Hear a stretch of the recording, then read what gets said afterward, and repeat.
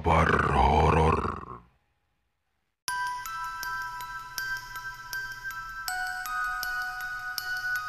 Selamat malam, sahabat Kahor dimanapun Anda berada. Di malam yang sunyi ini, masih bersama Bang Fawa. Semoga sahabat semuanya diberikan kesehatan, kesuksesan, dilancarkan rezekinya, dan terkabul segala hajatnya. Amin ya rabbal alamin. Malam ini Bang Fawa akan menceritakan sebuah kisah horor tentang jurik delman atau hantu delman di sebuah desa pedalaman di daerah Jawa Barat. Untuk itu, mari kita simak bersama-sama. Rasanya aneh ketika saling bertemu pandang dengan orang-orang ini. Panggilan pendatang terasa mencekik kala dia dengar sayup mereka membicarakannya. "Nuri sayang, sabar ya, sebentar lagi sampai." Ibu menghibur si Nuri sambil merangkul. Nuri hanya mengangguk sebagai tanda jawab balasnya. Kisah sebelumnya, kita panggil dia Nuri. Nuri adalah seorang gadis yang baru menginjak bangku SMP. Dan dia harus menghadapi permasalahan keluarga yang pahit, yaitu perceraian. Kedua orang tuanya memutuskan berpisah karena alasan yang Nuri sendiri pun tak mengerti. Tapi yang jelas, yang Nuri tahu, dia akan tinggal di desa ini sekarang. Desa yang cukup pedalaman, yang cukup sepi. Kisah ini berkisar antara tahun 2000-an. Nuri mempunyai kakek dan nenek dari pihak ibu yang akan mengurusi dirinya. Dia memang berkali-kali kemari ke desa ini, tapi itu hanya sekedar 1-2 hari. Tapi sekarang mungkin Nuri ini akan tinggal selamanya di sini. Decitan ban becak terdengar berat hingga sampai di sebuah rumah memanjang berkamar 4. Neneknya segera keluar rumah dan menyapa Nuri dan ibunya. Berbincang sedikit lalu masuk dan membereskan kamar yang akan dia tinggali. Sebutan orang kota sering dia dengar, padahal di kota dia rasa sama saja. Meskipun akses ke pasar swalayan jauh lebih dekat dan mudah. Namun, hanya itu saja keuntungan tinggal di kota. Nuri dan ibunya masih sering makan sederhana tanpa kemewahan. Jika usaha bengkel yang ayahnya kelola sedang buruk. Di rumah memang ada telepon, tapi hanya ayah dan ibunya yang boleh diizinkan untuk menggunakannya. Bahkan seringkali dipasangi kunci gembok. Macam barang berharga saja. Sementara di desa ini, semuanya serba tradisional. Untuk telepon ada wartel yang jaraknya sekitar 4 km dari sini. Tepatnya di samping kantor lurah. Tidak ada kompor minyak. Neneknya Nuri memasak menggunakan tungku dan kayu bakar. Meski harus dia akui, bau kayu bakar itu wangi dan menenangkan. Jika hujan, mereka akan berkumpul di sekitar tungku sambil membakar singkong. Televisi juga tidak ada. Hanya ada radio yang seringkali kakeknya Nuri gunakan ketika malam. Itu pun pasti siaran wayang golek. Jika ada satu hal yang paling membuatnya keheranan, yaitu tentang sesuatu di desa ini. Jika malam tiba, semua rumah dikunci rapat. Warung-warung tutup menyudahi hari itu. Jalanan lengang, tak ada yang berani melintas. Hanya sayup suara hewan malam bercampur alunan gamelan wayang golek yang terdengar. Desa ini berubah menjadi desa mati ketika malam tiba. Pamali demi pamali Nuri dengar dari sekitarnya.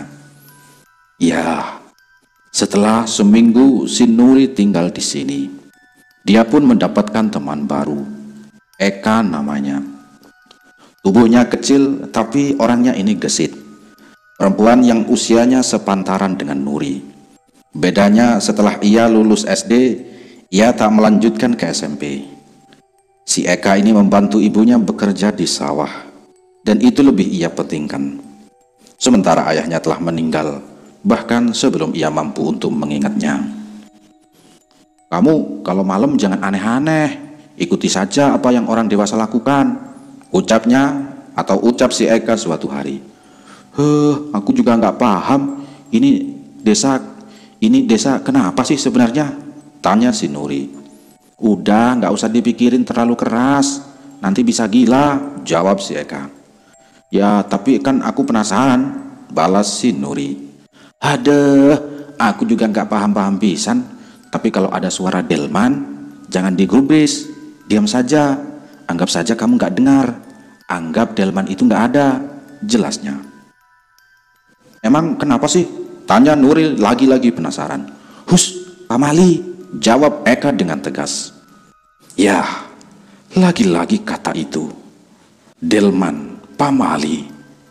Nuri bersungut sambil melihatnya sibuk mengupas bawang putih. Kata pamali menjawab untuk tidak menjelaskan apa yang sebenarnya terjadi di desa ini. Pemikiran anak usia 12 tahun malah semakin liar menerka. Apakah desa ini terkutuk? Apakah desa ini sebetulnya bukan hanya dihuni oleh manusia? Apakah penduduk desa ini semuanya melakukan pesugihan? Atau jangan-jangan nanti akan ada seseorang yang ditumbalkan? Apalagi Nuri yang seorang pendatang. Jangan-jangan malah Nuri yang bukan warga asli desa ini yang nantinya akan ditumbalkan. Apa jangan-jangan perceraian orang tua Nuri juga sebenarnya hanyalah kedok agar dia bisa ditumbalkan demi desa ini? "Nuri, Nuri." Ibu Nuri memanggil sambil berjalan mencarinya. "Ya Bu," jawab si Nuri. "Udah hampir sore, kamu bisa jemput kakek ke sawah, takutnya kemalaman, ayo jemput," pinta si ibu. "Oh iya bisa Bu," jawab Nuri yang masih tenggelam dalam lamunan. "Kayaknya kakek juga bawa ikan. Tadi sebelum pergi, kakek bilang mau bantu Pak Taryo kuras empang. Kamu bantu bawa ya." Ibu masih berujar. "Oh iya Bu, asik ikan bakar." Nuri segera pergi. Ibu hanya tersenyum lalu kembali. Besok lagi ya Kak." Tak luput Nuri pamit kepada si Eka. Ya, hati-hati," balas si Eka sambil melihat Nuri pergi. Ya, benar saja. Si kakek membawa seember penuh ikan mas dan ikan nila. Nuri membantunya dengan itu. Malam menyambut desa. Dengan keheningan yang sama, Nuri bisa merasakan. Kucing kampung liar berdatangan mencium aroma ikan bakar tadi sore. Nuri sisihkan untuk mereka sambil membereskan bekas makan Nuri sekeluarga. Adzan Isya berkumandang. Wajah semua orang lalu menegas tegang. "Tidurlah lebih awal, ini purnama Nuri," ucap kakek sambil bersarung dan kemudian pergi. Nenek dan ibu tak saling berucap, hanya tatapan mata sebagai isyarat mengerti apa yang kakek ucapkan. "Yuk, isya dulu, habis itu tidur," ibu mengajak si Nuri. "Ibu tidur bareng Nuri ya?" tanya si Nuri. "Ya, untuk malam ini iya. Kenapa sih?" ibu bertanya balik. "Oh, malu atuh Bu, Nuri kan udah gede," jawab si Nuri. "Shh, gak apa-apa, cuma malam ini saja ya," ibu akhirnya memaksa. Setelah selesai salat Isya, Nuri dan ibunya berselimut saling menghadap. Ibu menaruh lengannya di pinggang Nuri, dan itu membuat Nuri ini risih. Tapi berkali-kali dia turunkan lengannya, ia akan mengembalikan ke pinggang Nuri lagi. Dan pada akhirnya Nuri tidur dengan posisi membelakanginya. Lalu entah jam berapa Nuri ini terbangun. Dia tak biasa tidur seawal ini. Jam dinding berdetak jelas dari ruang tamu, memecah kesunyian. Sementara lantunan gamelan dan dalang wayang golek terdengar dari kamar si kakek. Suara jam dinding dan wayang golek seolah bersahut-sahutan dengan binatang malam di luar. Dia ubah posisinya menghadap ibu, yang lengannya akhirnya bisa Nuri singkirkan juga. Remang Nuri melihat wajah ibu yang lelah, tertidur pulas. Lalu sesuatu pun terdengar. Sang ibu kemudian terbangun. Matanya terbelalak untuk sesaat. Lalu ketika suara itu semakin jelas terdengar, ia menutup matanya rapat-rapat dan mulai memeluk Nuri. Suara sepatu kuda menghentak perlahan, berjalan menapaki jalan. Meski bukan aspal, namun jalanan yang diisi batu kerikil campuran semen itu menggema, menghantarkan suara sang delman ke seluruh penjuru desa. Suara radio dari kamar si kakek juga lenyap. Ia mematikannya. Binatang malam juga hening membisu, seolah semuanya sedang terfokus pada suara delman yang melewati rumah satu persatu. Nuri dapat mendengar suara nafas ibunya yang menderu tegang. Dalam remang, Nuri memperhatikan ibunya. Wajahnya ketakutan, matanya ia tutup rapat-rapat. Sadar nafasnya terlalu keras, ia kini menutup mulutnya dengan kedua tangan, melepaskan pelukannya dari Nuri. Namun siku tangannya masih terasa mengapit kedua pundak Nuri. Sungguh, Nuri ingin bertanya, namun ketakutan juga menjalar hebat di sekujur tubuh Nuri. Entah mengapa, insting Nuri mengatakan akan ada sesuatu yang buruk terjadi apabila delman itu berhenti di samping rumah Nuri dan keluarganya, dan menyadari bahwa Nuri dan ibu masih terjaga. Lalu suara delman itu pun berhenti. Kuda itu terdengar sedang bernafas memburu, karena kamar Nuri terletak tepat di samping jalan. Seolah jarak antara Nuri maupun delman itu hanya beberapa jengkal dan terhalang oleh tembok. Siluet dari balik celah jendela susunan kayu terlihat samar. Delman dan kusir tanpa kepala sedang berhenti tepat di samping rumah, tepatnya di samping kamarnya Nuri. Nuri yang mengintip seketika menegang. Tubuhnya kaku, tenggorokannya seperti disumpal ketakutan yang teramat hebat. Tangan kiri ibunya Nuri segera memeluk Nuri lebih erat. Dengan telapak tangannya yang masih menutup mulut dan hidungnya, memaksa ia tak mengambil nafas barang sedikit pun. Seseorang duduk di depan delman. Kudanya terengah-engah. Sang kusir tanpa kepala dengan bahunya yang ia hadapkan ke jendela rumahnya Nuri. Ayat suci Nuri baca dalam hati. Riaknya tertahan. Hanya kepada Tuhan Nuri berlindung. Nuri berharap sosok itu segera pergi. Tangis Nuri pecah dalam diam. Jantungnya berdegup memecah kesunyian, seperti genderang yang memberitahu sosok itu bahwa Nuri masih terjaga. Lalu sebuah tangan putih berhias cincin emas cantik dengan selendang biru yang terlampir malu-malu di lengannya menepuk bahu sang kusir. Sosok itu kembali berjalan. Kini sayangnya dengan perlahan, seolah siapapun yang ada di sana masih memastikan bahwa Nuri ataupun ibu telah melihat mereka atau tidak. Gemerincing dan suara sepatu kuda perlahan menjauh lalu menghilang. Sunyi segera menyergap mereka erat-erat. Tangis Nuri masih deras. Takutnya ini belum selesai. Perlahan dekapan sang ibu ini melonggar. Ia ingin memastikan barangkali sosok itu telah pergi sepenuhnya. Ya, yang tentu saja Nuri tolak. Nuri semakin erat memeluk tubuh ibunya. Nuri melarangnya pergi dalam diam dan isak tangis. Ibu mengerti isyaratnya Nuri, meskipun nafasnya tenang. Nuri mendengar degup jantungnya masih keras bersahutan dengan miliknya Nuri. Mereka berselimut takut hingga Nuri tertidur dalam ketegangan yang tak masuk akal. Penasaran Nuri membawanya ke alam mimpi buruk. Mimpi Nuri berada di sebuah pantai terhampar indah. Nuri berdiri telanjang antara batas rumput dan pasir putih. Biru terhampar indah lautan itu. Namun ada rasa ngeri yang sulit dijelaskan. Langit tanpa awan terlihat aneh. Bukan biru muda, tapi gelap seperti mendung. Tapi bukan. Dia edarkan pandangannya sekeliling. sambil dia tutup bagian tubuhnya dengan keadaan malu karena dia telanjang.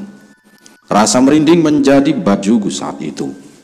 Di pinggiran hutan, tak jauh dari Nuri yang sedang berdiri, sebuah delman sedang berhenti. Sang kusir dengan pakaian batik dan celana hitam. Kepalanya dihias ikat batik senada dengan bajunya. Ia tersenyum ramah melihat Nuri.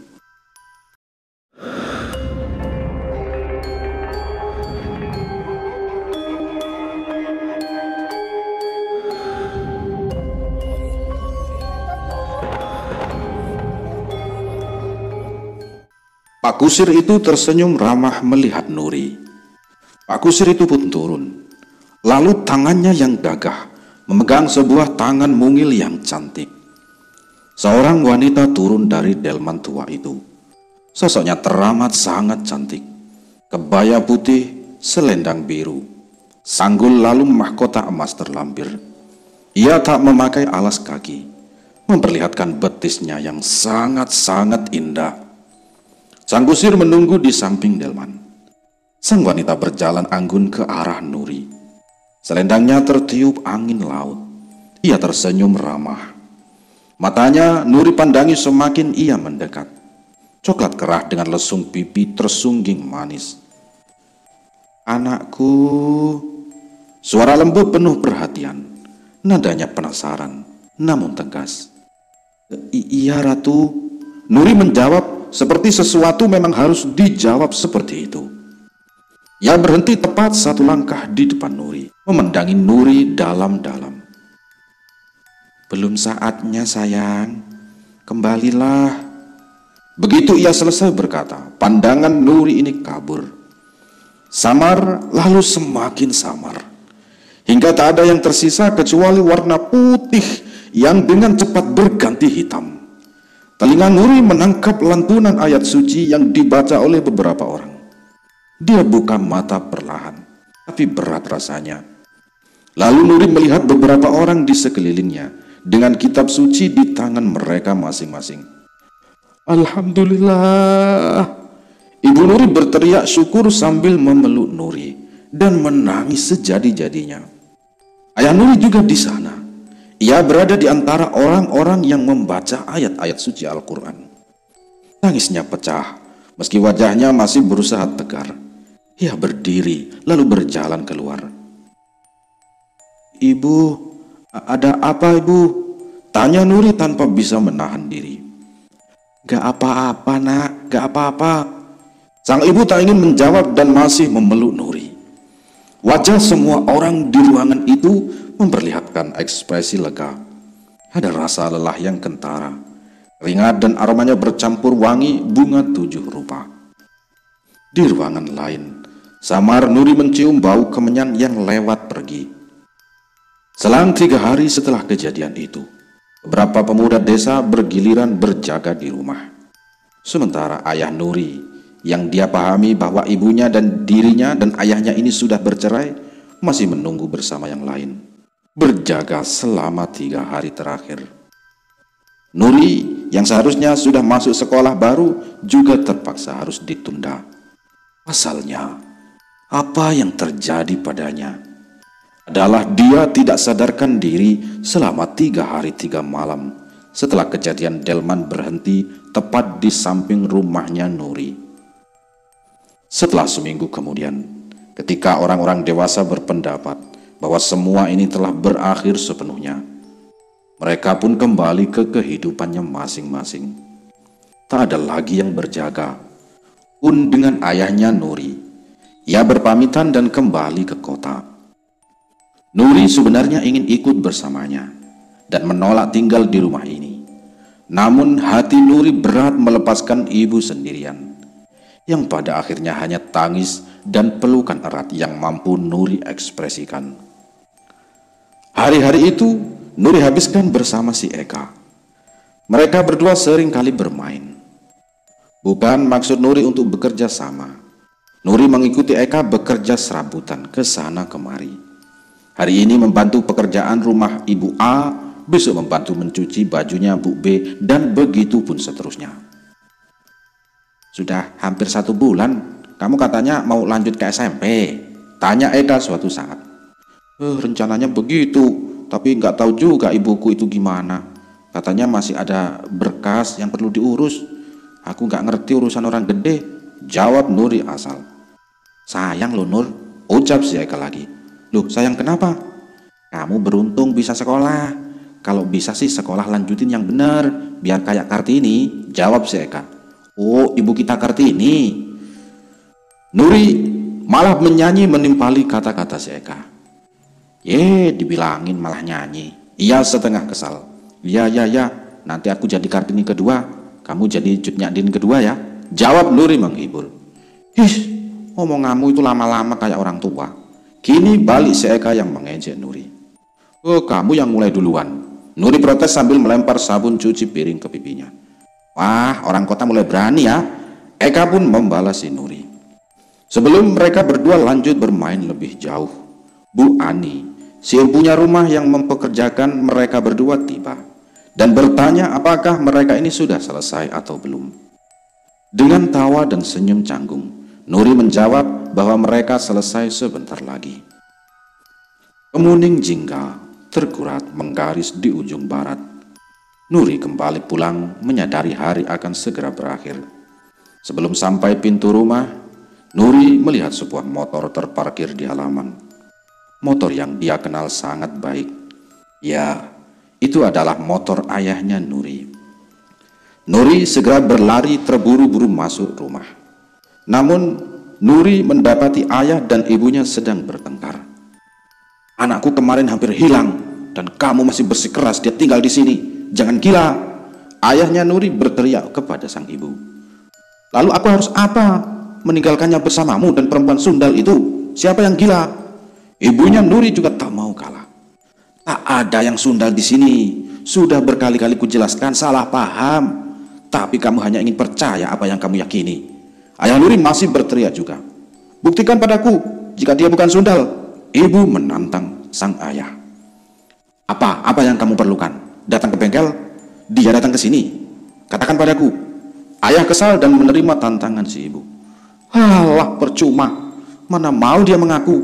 Janda memang seperti itu. Tak mampu bekerja dan hanya merebut lelaki orang. Ibu sudah tenggelam dalam emosinya. Kenapa kamu begini? Suamimu ini hanya memberikan pekerjaan layak pada orang lain agar dia bisa hidup, bukan karena ada maksud lain. Ayah Nuri tak mau kalah. Jangan bohong kamu. Kamu kira aku nggak tahu?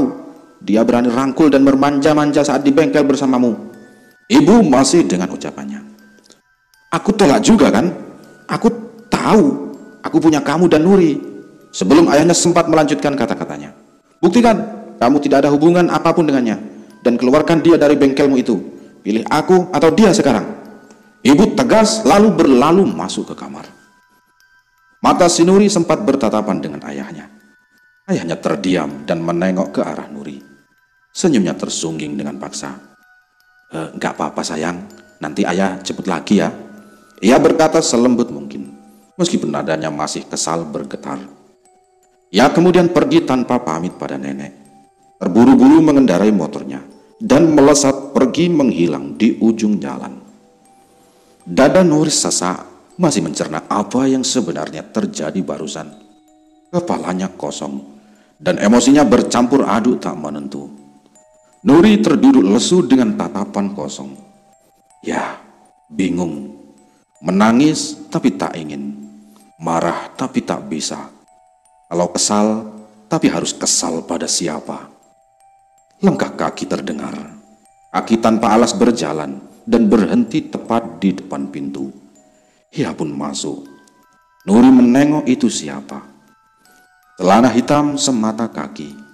Baju batik yang sepertinya Nuri tahu corak itu. Lalu darah yang menetes dari lehernya yang terputus. Ya, itu adalah sang kusir tanpa kepala berdiri tepat di depannya. Nuri terpaku dalam takut. Tubuhnya membeku diam tak mampu bergerak. Tangannya ia sembunyikan ke belakang.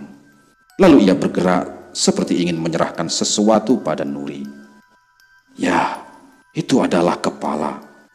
Kepala itu ia taruh perlahan di pangkuan Nuri. Nuri bisa merasakan basah dari darah dan mencium bau amis yang kental itu. Kepalanya lalu memutar menghadap Nuri. Ia tersenyum dan bibirnya berkata sesuatu yang Nuri tak mengerti apa yang ia coba ucapkan. Sedetik kemudian Nuri kehilangan kesadaran. Lalu lagi-lagi Nuri terbangun dengan iringan bacaan orang-orang yang membaca ayat-ayat suci. Ini sudah malam. Nuri bisa melihat langit sudah gelap di luar. Badannya semuanya sakit dan kaku. "Ibu, ibu, ibu!" Nuri berteriak keras sambil memeluk ibunya. Tangis Nuri pecah mengingat apa yang dia alami tadi sore. Ketakutannya mencuat, keluar tanpa tertahan. Telapak tangan Nuri masih terbayang rasa basah dan bau amis yang sempat dia rasa. "Kembalilah pada suamimu, nak. Kita sudah mewanti-wanti bahwa anak ini tidak bisa tinggal di sini." Seorang pria tua berkata dengan lembut. Ada wibawa pada setiap kata yang ia ucapkan. "Tidak bisakah dicari solusinya, Bah?" Ibu bertanya dengan susah payah. "Kamu paham kan aturannya? Jangan dilanggar. Desa tidak bisa terus seperti ini. Jangan sampai ada eka kedua terjadi lagi." Orang tua itu berdiri lalu pergi, meninggalkan kerumunan yang berbisik-bisik sendiri. "Oh, sudah, tolong maafkan kami. Tapi alangkah baiknya jika kita kembali ke rumah masing-masing ya. Saya ucapkan terima kasih sudah membantu, tapi tolong biarkan kami menyelesaikan persoalan ini." Kakek Nuri angkat bicara dan orang-orang akhirnya menurut. Mereka berpamitan. Namun, ada wajah kasihan yang terlihat jelas tergambar. Kakek mengantar mereka keluar. Nuri dipapah ibu masuk ke dalam kamar. Di dalam kamar, Nuri bisa menguping apa yang kakek dan orang tua itu bicarakan. "Cucumu itu mulai gila, Mar. Si Ani kemarin hari cerita kalau dia sering melihat cucumu bicara sendiri, tertawa sendiri," ucap kakek tua itu. "Aku paham, Jang. Aku ngerti. Tapi ini bukan urusanku sepenuhnya. Ada soalan rumah tangga yang tak bisa aku ikut campur ke dalamnya," jawab kakeknya Nuri. "Maka cepat selesaikan itu. Jangan sampai pamali desa ini terulang.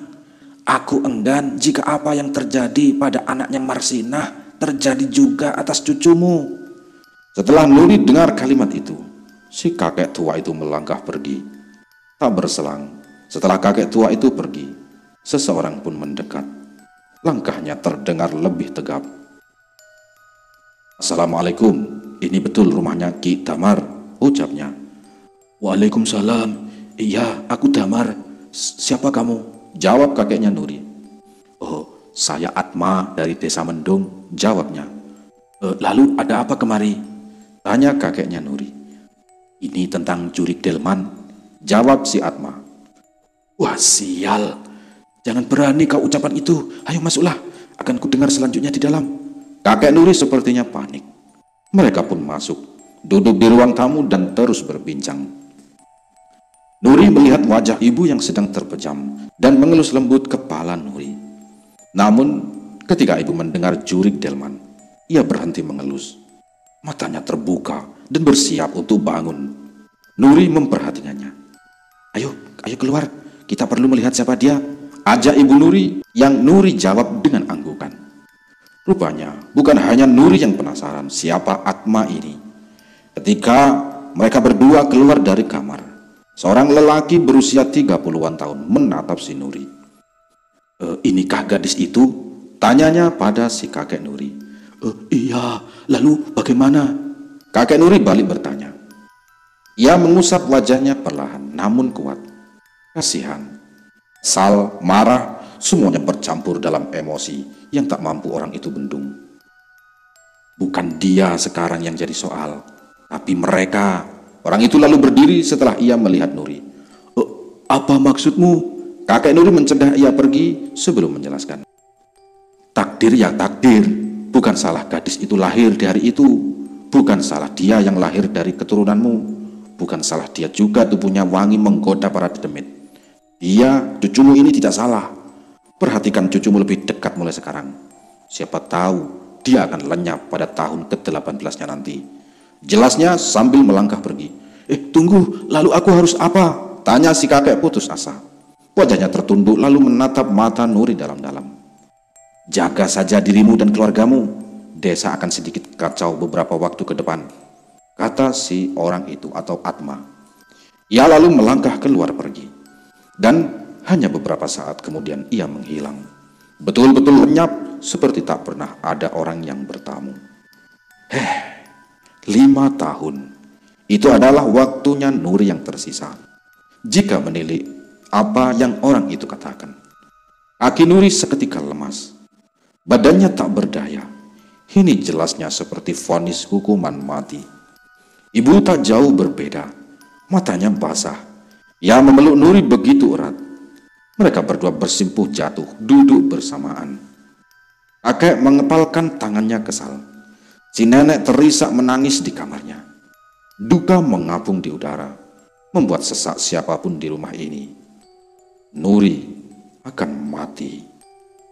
Esoknya, meskipun hari menjelma acuh seperti waktu yang lain, tapi itu tetap berjalan. Ada rasa gelisah bercampur sendu sejak kemarin. Semuanya canggung, dan air mata seringkali menetes tanpa sebab. Hari ini, kakek Nuri tidak kemana-mana. Nenek juga lebih banyak duduk di depan rumah. Ibu terlihat seperti menyibukkan diri. Sementara Nuri, dia tidur di pangkuan nenek. Ia mengelus lembut kepala Nuri, menenangkannya. Hatinya seperti memberitahu Nuri bahwa semuanya akan berjalan baik-baik saja. Meskipun Nuri tahu itu adalah kebohongan paling jelas yang dia tahu dalam hidupnya. Begitu saja hari berlalu, malam kembali tiba. Nuri melewatkan jingga matahari, dan Eka tak muncul hari ini. Setelah maghrib, sambil menunggu waktu isya, semuanya berkumpul di ruang tengah. Secara perlahan dan gamblang, semua orang menjelaskan kepada Nuri. Ada sebuah cerita tentang seorang ibu bernama Marsinah. Ia mengandung seorang putri dari suaminya yang bekerja sebagai sopir truk. Anaknya lahir dengan baik, tumbuh dan cantik. Namun, belum genap 2 tahun, suaminya meninggal karena kecelakaan. Sejak saat itu, keluarga mereka dirundung kesulitan bertubi-tubi. Sang ibu tak kenal menyerah. Ia bekerja setengah mati, menyekolahkan anaknya setinggi yang ia mampu. Tepat di tahun ke-13, putrinya Marsinah ini dijemput delman dan menghilang. Usut punya usut, anak itu lahir di hari tertentu, membuat tubuhnya sewangi melati bagi para dedemit. Ketua desa mendesak agar Marsinah dan anaknya keluar dari desa. Tapi ekonomi juga memaksa mereka tak dapat berbuat banyak. Sempat pindah, namun rentetan kejadian membawa mereka kembali ke desa itu. Hingga asa yang telah putus, dan sang anak yang tak tahu menahu tentang dirinya, harus berakhir menghilang tanpa sebab. Anak itu tak diberi kesempatan untuk memahami dirinya dan tubuhnya, hingga ia betul-betul menghilang. Para tetua desa, orang-orang pintar, semuanya menyerah. Ini ibarat takdir yang tak bisa dihindari. Tak ada yang tahu kemana anak itu pergi. Ia betul-betul lenyap seperti tertiup angin, atau hilang di telan bumi. Nama anak itu adalah Eka. Ya, Nuri tak percaya tentu saja. Eka adalah teman Nuri satu-satunya sejak dia pindah kemari. Tak ada yang aneh dari dirinya. Nuri berusaha meyakinkan bahwa Eka itu masih ada dan nyata. Tapi sergahan demi sergahan, bantahan demi bantahan, saksi semuanya yang diutarakan semua orang di rumah ini, segalanya menyudutkan pada satu hal. Eka itu tidak nyata. Berarti mungkin Nuri yang gila. Ketika batin Nuri menolak sibuk dengan kenyataan yang sedang dihadapinya. Kemudian kumandang azan Isya memberi tanda bahwa mereka ini harus berhenti. Hari ini adalah malam Jumat, waktu di mana mereka harus tidur lebih awal. Namun tepat pukul 9 malam, wah, ada sesuatu yang meledak keras terdengar dari arah timur. Suaranya menggema. Semua orang saling menatap bertanya-tanya, tapi masih dalam keheningan. Tak ada yang berani keluar.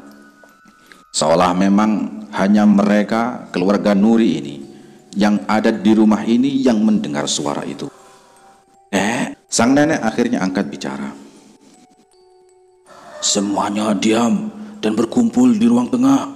Jangan berhenti berzikir atau membaca ayat suci.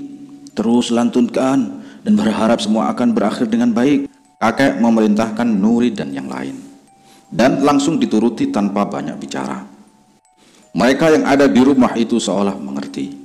Dalam benak masing-masing, suara tadi bukanlah ledakan biasa. Nuri ketakutan, namun lelah menyergap hebat. Kantuknya tak dapat ditahan. Meski semua orang tegang, pada akhirnya Nuri terlelap juga. Di dalam mimpi, Nuri melihat hutan dan pohon bambu saling mengelilingi. Baru saja sedang dia lihat sekeliling, seorang pria terlihat sedang kesusahan. Ia berkelahi 2 lawan 1 dengan sepasang sosok aneh di sana. Satu sosok tanpa kepala yang membawa sebilah golok. Satu lagi wanita dengan leher, tangan, dan kaki yang sangat panjang. Wanita itu merangkak meregangkan tubuhnya dan berusaha meraih pria itu yang sedang sibuk melawan sosok tanpa kepala. "Kenapa kau kemari? Sana kembalilah." Pria itu mendorong tubuh Nuri hingga terjatuh dan membuat Nuri terbangun dari tidur singkatnya. Seiring dia membuka mata, ledakan demi ledakan terdengar saling bersahutan, membalas satu sama lain. Ketukan di jendela, di pintu juga terdengar, seperti ada banyak orang yang memaksa ingin masuk ke dalam rumah. Namun baik si kakek, nenek ataupun ibunya Nuri, semuanya hanya membaca ayat suci tanpa bergerak dari tempatnya duduk. Semua orang mengacuhkan semua suara yang terdengar. Nuri memeluk ibunya erat-erat sambil mengikuti lantunan ayat suci. Dia perhatikan setiap gerakan pintu dan jendela yang bergoyang. Bayangan itu bukanlah kaki, tapi seperti kain putih lusuh, atau seperti orang yang memakai bawahan, seperti itulah. Lampu juga bergoyang. Setiap bayangannya terlihat menggambarkan satu sosok di kepala Nuri. Pocong. Ya, itu pocong. Bukan 1 atau 2, tapi banyak sekali. Mereka menggedor pintu atau jendela dengan kepalanya masing-masing. Geraman kadang terdengar di sela-sela hantaman kepala itu satu-satu. Duk, duk, duk, duk, duk, duk. Jangan tanya lagi betapa takutnya Nuri saat itu. Bergetar, menangis. Tangis semuanya bercampur membebani tubuhnya. Lalu ada masa di mana semuanya berhenti, senyap, diam dan hening. "Nuri, ayo main Nuri." Ya, Eka. Itu suara Eka. Suaranya dari depan rumah. Nuri menatap wajah ibunya. Ia menggeleng kepalanya, seolah menjelaskan bahwa suara itu bukanlah suara seseorang yang Nuri kenal. Nuri goblok, ini aku. Buka pintunya, dasar jalang. Kau lupa siapa aku? Aku temanmu, sahabatmu satu-satunya. Buka pintu sialan ini." Suara Eka meninggi dan serak membentak. Nuri hanya diam tak menjawab, hanya tangis dan takut yang dia rasa. Sedetik kemudian hening, kembali tenang. Tapi keheningan itu justru membuat Nuri tak nyaman. "Nuri sayang, buka pintunya boleh? Ini ibu nak." "Aduh ibu, tadi lupa pamit sama Nuri." Kini suaranya seperti suara ibunya. Nuri seketika takut dan bingung. Apakah yang sedang dia peluk ini benar adalah ibunya, atau justru yang di luar pintu adalah ibunya? "Jangan didengar Nuri, sosok itu tak akan mampu membaca ayat suci sama yang seperti sedang aku lakukan sekarang." Ibunya berkata tegas dan terus melantunkan ayat suci. "Bismillahirrahmanirrahim. Allahu la ilaha illa huwal hayyul qayyum." Nuri hanya mampu diam dan berkelut dengan ketakutannya sendiri. Nuri, kok ditutup? Ini kakek baru balik, kok dikunci?" Kini suaranya seperti kakeknya Nuri. Nuri masih diam dan menatap ke arah kakeknya yang masih memandangi daun pintu. "Nuri, loh, ini kok dikunci? Cuk, tolong buka. Ini nenek bawa ikan." Suara nenek kini yang terdengar. Saat Nuri melihat nenek yang sama-sama ada di dalam. "Dusta, nyakal setan alas." Nenek Nuri yang terpancing emosinya seketika memarahi sosok itu. Dan dijawab dengan keheningan. Lalu tak lama, pukulan pada daun pintu terdengar lagi. Kini jauh lebih keras dari sebelumnya. "Buka ini Nuri, jika tidak kau akan mati malam ini." Kini sosok itu malah mengancam. Nuri harus apa? Nuri harus bagaimana? Bingung, kalut, takut, sesak. Tak tahu lagi berapa ribu gelisah. Jutaan sesak menancap di dadanya.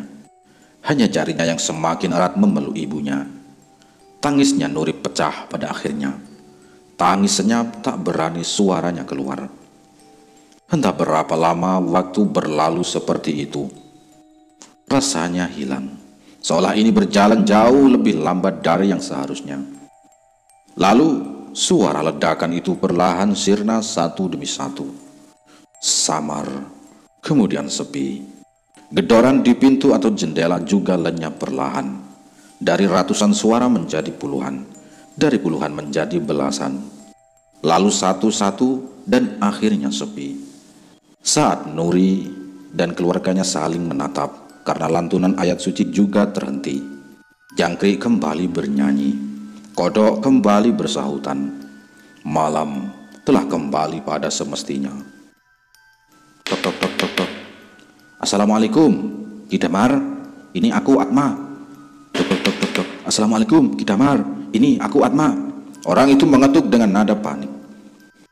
"Waalaikumsalam, sebentar." Kakek kemudian berdiri dan membuka pintu. "Nuri bagaimana kek?" tanya Atma saat ia melihat kakeknya Nuri. Kakek hanya menyampingkan tubuhnya, mempersilahkan ia untuk melihat keadaan Nuri yang masih ketakutan. Baiklah. Untuk saat ini semuanya aman. Tapi akan jauh lebih baik jika ia juga pergi dari desa sini," tutur si Atma. "Tapi soal itu," kakek ingin membantah. "Aku tak mampu menahan mereka lebih lama. Taruhannya antara desa ini atau nyawa cucumu. Pilih saja sendiri." Setelah ia berkata seperti itu, kakek Nuri membelakanginya. Ia memandang Nuri lebih dalam dari biasanya. Nuri juga tak dapat melihat Kang Atma. Namun ketika kakek menyamping, justru orang itu telah lenyap juga, meninggalkan Nuri dan yang lain dalam kebingungan setelah diterpa rasa takut yang begitu hebat. Tak butuh waktu lama, ayah Nuri menjemput Nuri dan keluarganya esok paginya. Ia menjelaskan semua hal. Dan beruntung ibu kali ini mengalah untuk percaya. Tampaknya Nuri yang menjadi beban alasannya melakukan itu. Selang beberapa tahun kemudian, setelah Nuri berhasil lulus SMP, Nuri melanjutkan pendidikannya.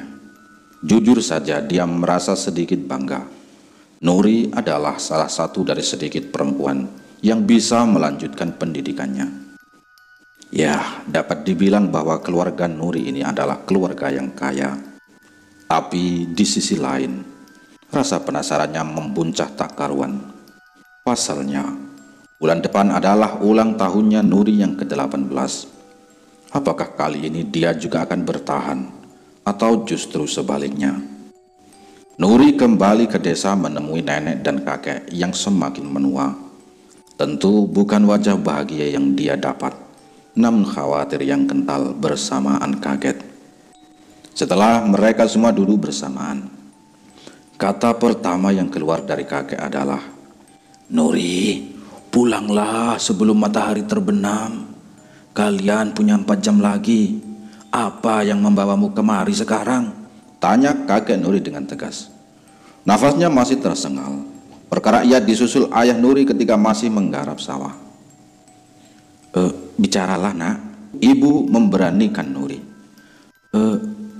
Delman itu sebenarnya apa sih kek? Tanya si Nuri. Kakek tak langsung menjawab. Ia seperti menunggu nenek untuk memulai. Bukan hal yang bagus lagi pula kok. Nenek membalas tatapan kakek. Justru karena itu bukan hal yang bagus, aku malah jadi harus lebih tahu kan? Kata Nuri masih memaksa. Dia benar. Ucapannya malah mirip sepertiku. Kakek mengeluhkan sikap Nuri. Ya, memang beginilah keturunanmu. Nenek juga menimpali. Jadi bagaimana? Nuri pun tidak sabar. Baiklah. Jadi seperti ini ya. Desa ini dulunya tandus. Kepala desa juga kesulitan mengembangkannya. Namun, seorang sesepuh desa tidak menyerah. Waktu itu negeri sedang tidak baik-baik saja. Orang-orang sudah kesulitan berlindung dan bahkan bertahan hidup. Sesepuh itu kuakui niatnya mulia, tapi caranya salah. Dia mengetahui satu hal, bahwa dimensi dunia ini dengan dunia seberang saling berkaitan. Dan berbekal dengan itu, dia membuat sebuah perjanjian. Penguasa sana diperbolehkan mengambil tumbal tertentu, dengan syarat bahwa ia akan memberikan apa yang desa butuhkan. Dan tumbal pertamanya adalah dirinya sendiri. Nah, setelah dirinya menghilang, beberapa mata air muncul ke permukaan. Lahan tandus berubah menjadi rawa yang kemudian dikelola bersama menjadi sawah dan perkebunan. Desa ini semenjak itu berubah, bukan hanya kondisinya, namun juga petaka yang mengiringinya. Lalu orang-orang tertentu akan diambil sebagai persembahan. Entah sampai kapan, hanya Tuhan yang tahu. Pernah memang ada yang berhasil lolos dengan keluar dari desa. Konsekuensinya pula sederhana.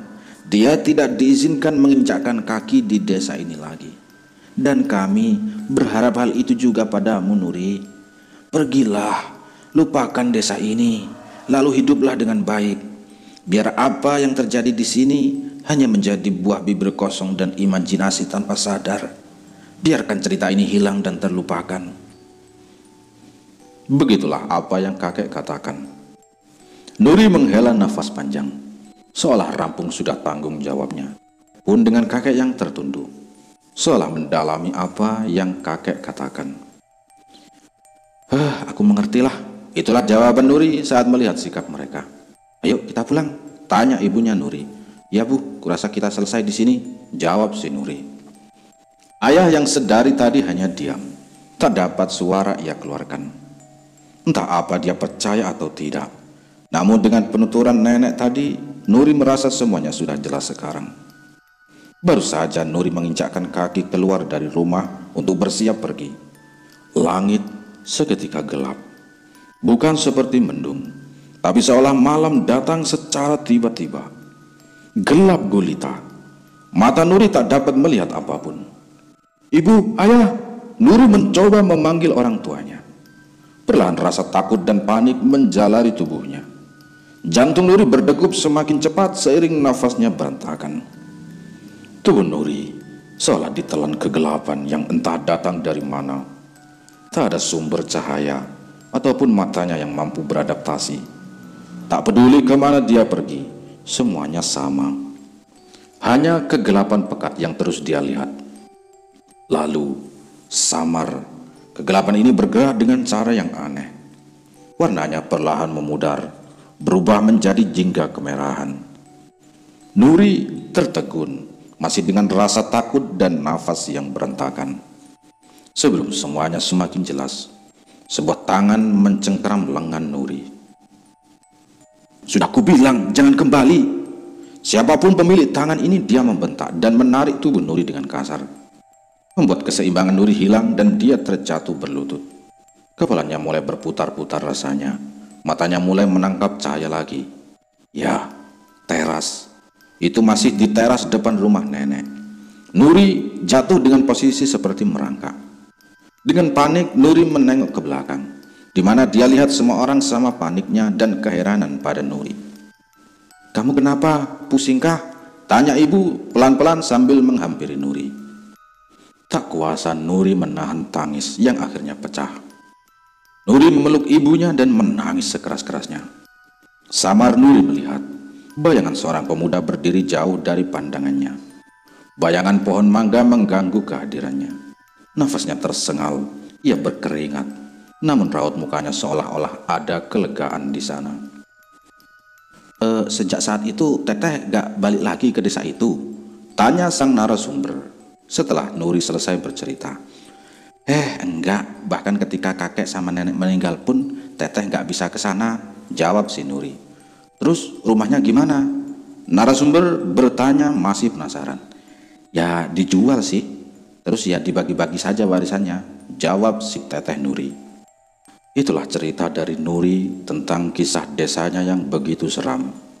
Karena hampir saja dia mau dijadikan korban atau tumbal.